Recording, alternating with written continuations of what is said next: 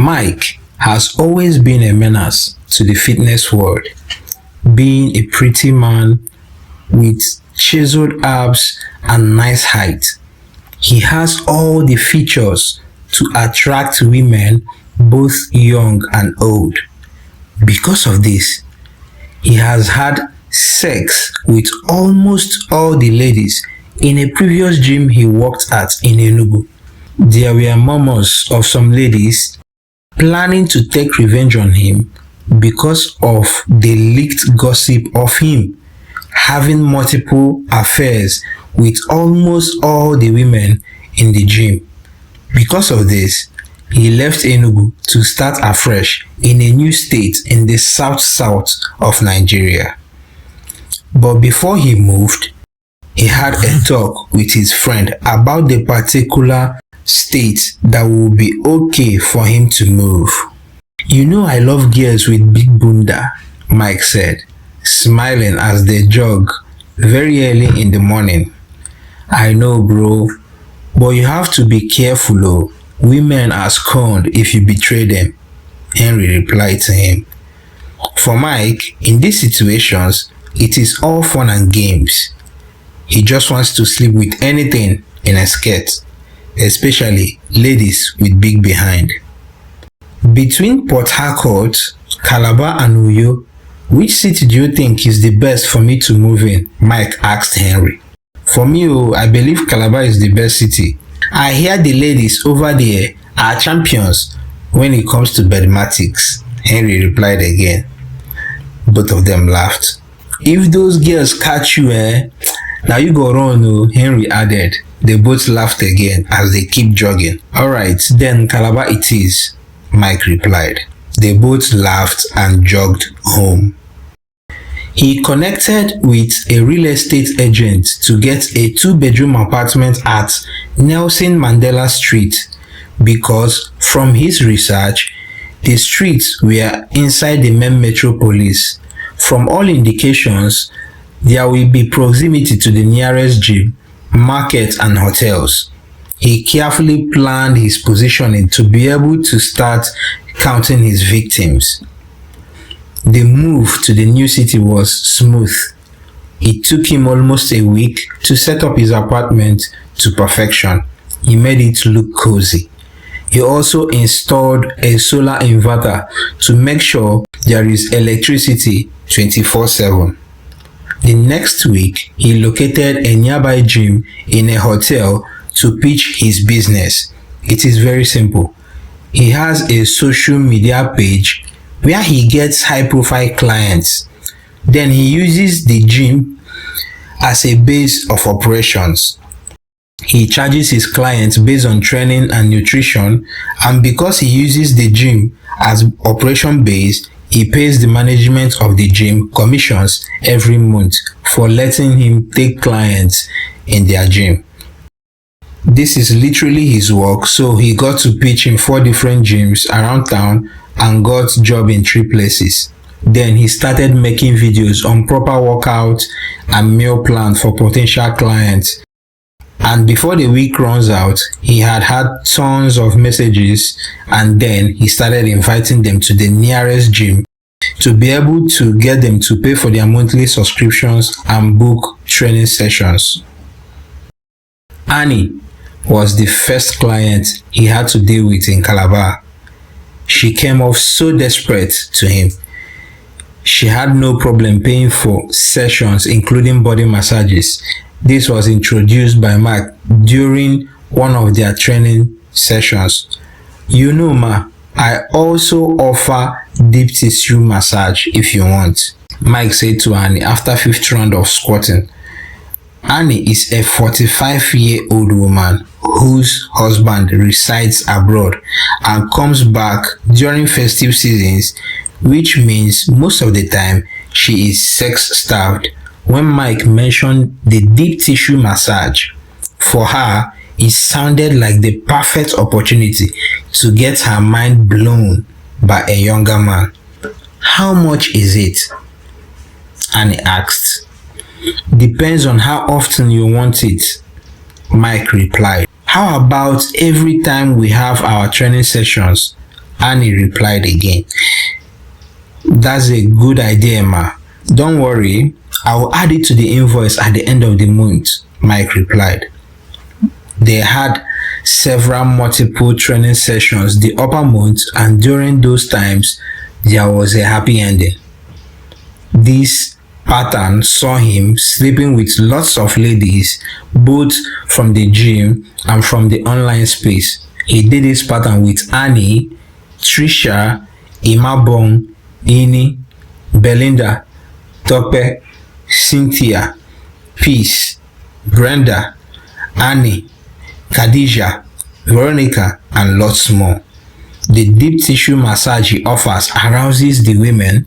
It makes them have wild thoughts, and in the end, they would demand a happy ending, and he would gladly do it without blinking.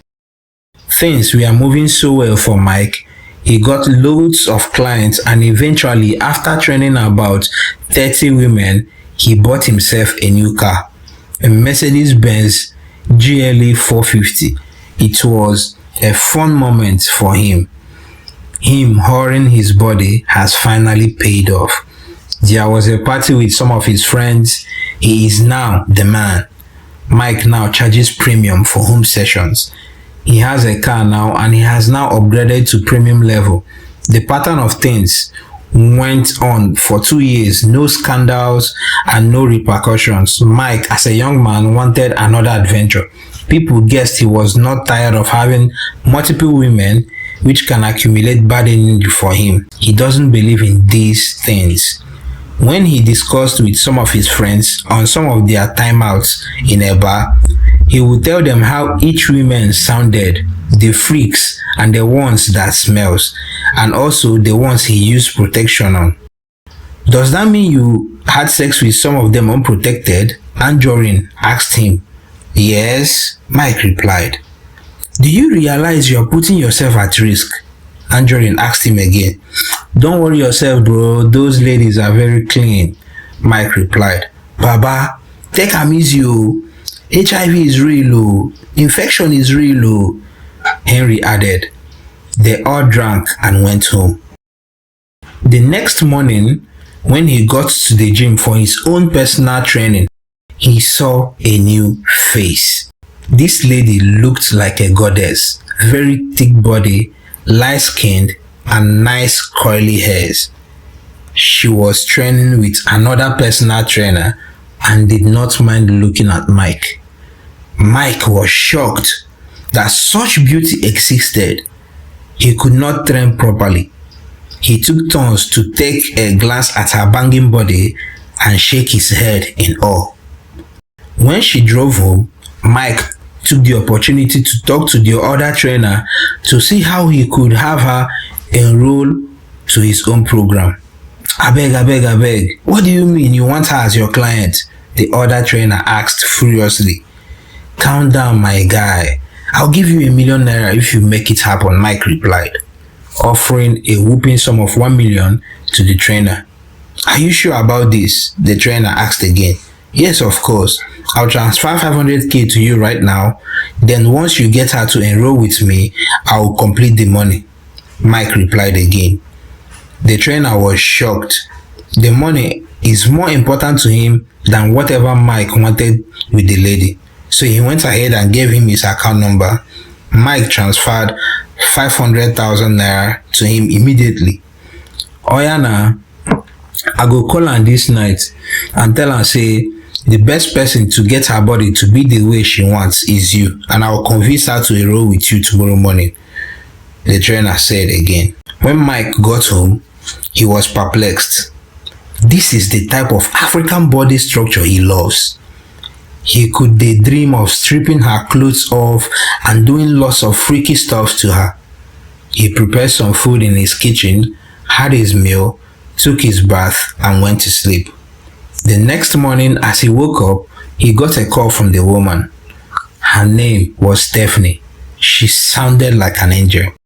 My trainer said you'll be the perfect person to train me to get rid of these stubborn belly fats. And I am in the gym right now. You are not here. Stephanie asked Mike with a voice that made his heart melt. I am so sorry. I'll be there in a minute, Mike replied excitedly.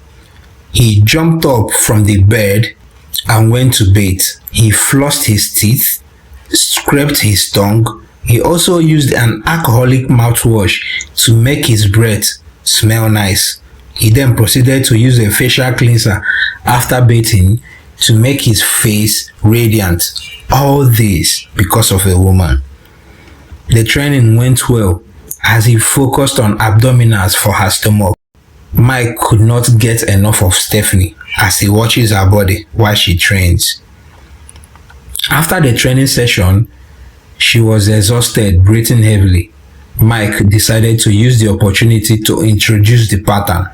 Stephanie, apart from a good meal plan and proper workout, you also need a massage to be able to maintain the soreness of the muscles, Mike said. Really? Is that necessary? Stephanie asked. Of course, it will help you maintain the lost fats, Mike said. Stephanie smiled. Alright, you can add it to the bills then. Send me the invoice this evening. Here is my number, Stephanie replied. They exchanged numbers and Mike became happy.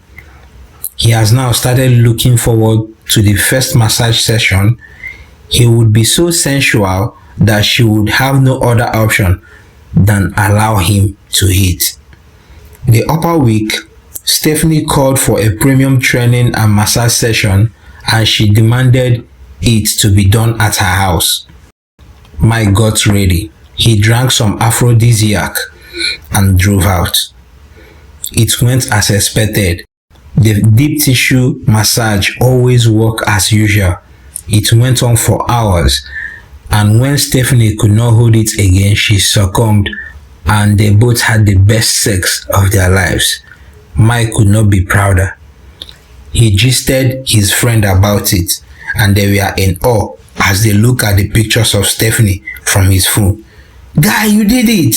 Henry heaped praise on him.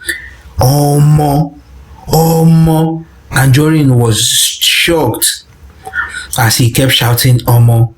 Mike and Stephanie had a marathon of massage session that ended up with a happy ending. It kept on going on for 2 months before Stephanie vanished. Mike stopped seeing her at the gym. The new invoice he sent over was unpaid. Probably she has moved on, he thought to himself. Mike didn't mind at all. There will be other ladies, but the honest truth was that he enjoyed every bit of the collaboration. After 4 months of Stephanie disappearing, Mike suddenly felt sick one morning. He woke up that morning feeling very feverish and was coughing very hard.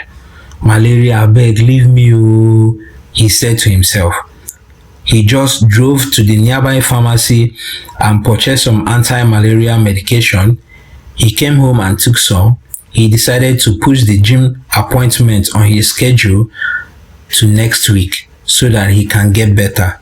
After 4 days of taking the medication, he got worse and the cough was nowhere near going. Henry advised him to go to the hospital to get a culture test. His samples were taken and then he was given a bed rest and some medication to bring down his fever.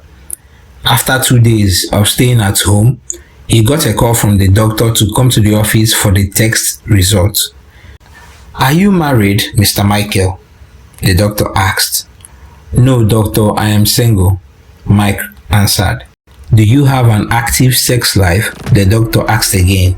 Doctor, this question is uncomfortable, but yes, I do, he answered. How many sexual partners do you have? The doctor asked again. Ha! Doctor, what is going on? What is it now? Just tell me, what is it? Mr. Michael, I am afraid you are HIV positive. You need to bring the particular person so that we can enroll you both to counseling, the doctor said. Mike could not utter any word. He was like, what is going on? His life crumbled before his eyes. He could not stand up and tears started rolling down. He felt paralyzed. The only question in his mind was, how? Who? He nearly fainted. The emergency squad came in and carried him to a private ward.